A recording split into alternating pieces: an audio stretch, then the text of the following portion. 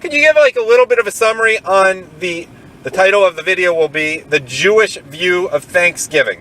I know you sort of covered it earlier, but just a nice summary for whoever's listening on video, on YouTube.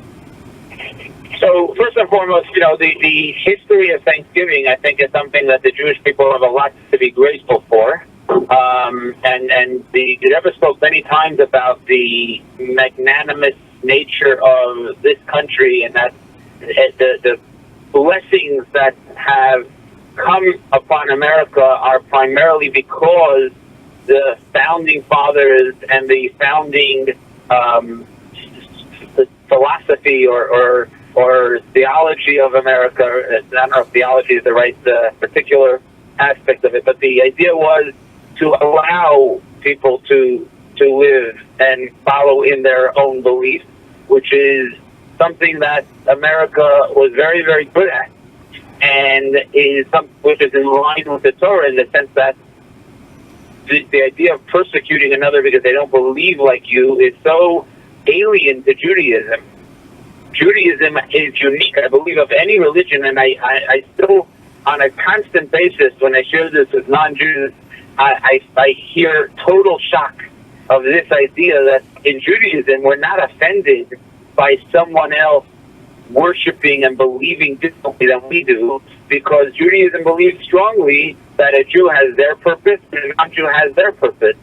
We're all created by God. I like to joke that we're all God's children, just from different marriages. But the truth of the matter is, God created Jews and non-Jews, and He created Jews for one purpose and non-Jews for their purpose. But both of those purposes are necessary to have a balanced world. And it's important for us to remember that. So the idea of America, that America was founded on, this freedom of religion that we're not unfortunately what it's become, which is become freedom from religion, but rather freedom of religion, that you're free to worship as you see fit and as you see just and correct, is a wonderful, wonderful blessing, and also is a cause for blessings in the world that we see in our world. There's no question that America is a country that has more blessings by far than any other country in the world. The prosperity of America far outshadows anywhere else. And that's the result of this tremendous, wonderful perspective that the Founding Fathers developed for the future of this country.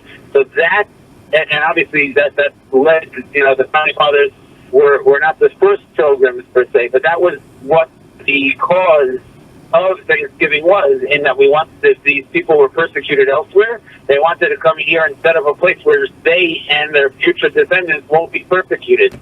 So Thanksgiving, even though it's a secular holiday, in reality is a holiday that celebrates freedom of religion, which is a wonderful thing and a source of blessings for the whole world. I think it's something that we should all take note of and make a point of. Actually, doesn't mean you have to have the tradition to eat turkey per se, but you should have the tradition of recognizing the need to give thanks for what they accomplished. And of course, in hindsight, something like this that had such a huge effect on the whole world clearly was a big part of Hashem's plan. None of this was an accident. So this was the plan that Hashem made, was to have the future of the world that essentially adopts this perspective that everybody with their unique purpose will be celebrated and allowed to fulfill their unique purpose. That idea is an extremely important obligation on Jews and non-Jews alike to give thanks for. That God changed the nature of the world, which at that time was whoever was the dominating religion forced everybody else to be subservient to them. Whereas in today, by and large in the world, obviously not in the non-Western world, but in the Western world, you're all free to worship and do as you please. Obviously today there's a charity campaign going on for the rabbi who lives in Malmö in Sweden because of the harassment and the anti-Semitism that's going on there, even though Sweden is supposedly a Western country in that sense. But nonetheless, the government and the law is on the side of those who are able to worship, even if individuals, are taking matters into their own hands and causing others to suffer. But the idea of the governing body acknowledging and protecting your right to worship as you see fit, that is something which we really should and need to constantly give thanks for and be grateful for. Do you want to just say anything about Psalm 100, which we say, I think, daily, and also the Thanksgiving offering, which we talk about later on in the Torah? We're in Genesis right now. Something tells me the Thanksgiving offering in the Torah that you're talking about is not a turkey. No, clearly not. But a korban todah is certainly a central Jewish theme. Whenever you had a necessary cause, you would come to the Beit HaMikdash, and make no mistake, it was a very costly endeavor, but you would give an offering on the Mizbeach to give thanks to Hashem. Today we fulfill that obligation through our daily prayers, which is why yesterday's homework and Harvey accurately spoke about earlier in the call was the idea of saying the blessings of thanksgiving, the blessings of Maidim to Hashem for all the good that He gives us each day. By the way, I want to say that one of the our callers that call in sometimes, Shmaya told me this morning that the original food that they ate in the very first Thanksgiving was not turkey. It was the oink animal. I don't think there were too many Jews there, though. Our history. Although it's interesting that you say that, because officially, there's this whole debate whether Columbus himself was Jewish, which I think the conclusion was very clear that he wasn't a Jew.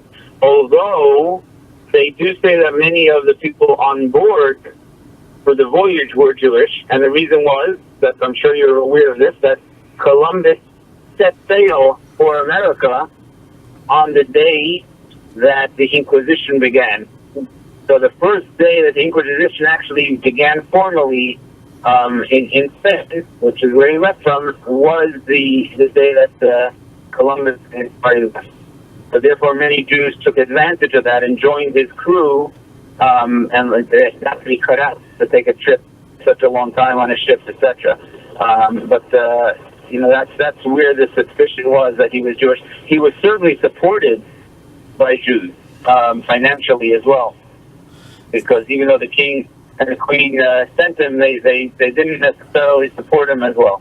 Yeah, but the Jews supported him. Yeah, 130 years apart. But I always thought Christopher is an awfully odd name to give a Jew. Who was a Jew? Christopher doesn't tend to be the most popular name in the Jewish community. Well, that's what they say was, the ones who ventured to say that he was, say that was his cover. Ah. That was his, he did that on purpose in that sense. But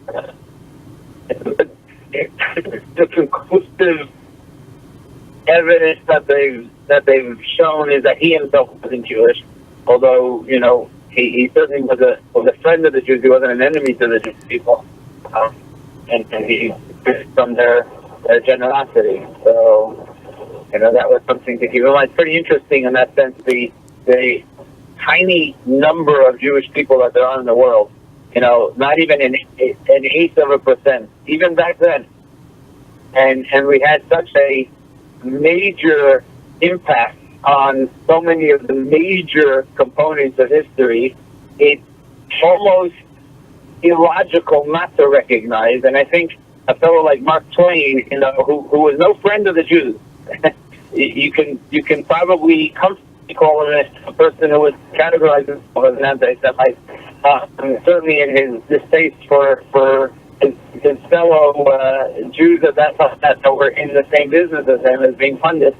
He had to acknowledge that the Jewish people are this strange phenomena in the world, that we're still here and we shouldn't even be here.